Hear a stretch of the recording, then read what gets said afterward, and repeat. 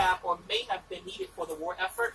And so they thought, it'd be a little bit more tasteful for us to kind of wait until the war ends. They created a plaster statue of Thomas Jefferson. They painted it to look like a bronze statue. They did. They put it on a 6-foot pedestal of granite. And when they dedicated this in 1943, it was a plaster statue of Thomas Jefferson that was painted to look like bronze. 1947 rolls around, and that's when the Roman Bronze Company of New York cast this 10,000-pound statue that we are about to see and place it inside the memorial. They laid it down, and they slid it right through the center columns in the very rear.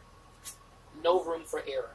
They couldn't dismantle the columns because inside them there's reinforced concrete that supports the dome, and so they weren't coming down.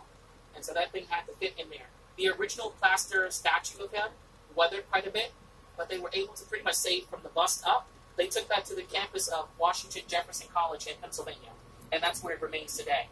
If it's on display currently right now, I'm not sure, but it's definitely in their possession.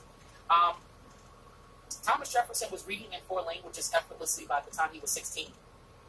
And he started the Second Library of Congress. That's why it's named after him, the Thomas Jefferson Library of Congress. The first one was destroyed by the British.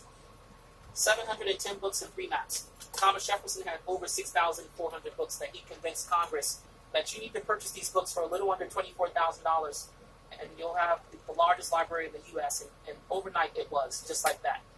That's why the Library of Congress is named after Thomas Jefferson. All right, so this is going to be our final stop, everyone, before we hop out here and go and have a visit. And the elevator does work here. I tested it yesterday. Let's see. Is anyone on board now that was picked up by our shuttle this morning? You all were picked up by the shuttle, the Signature shuttle.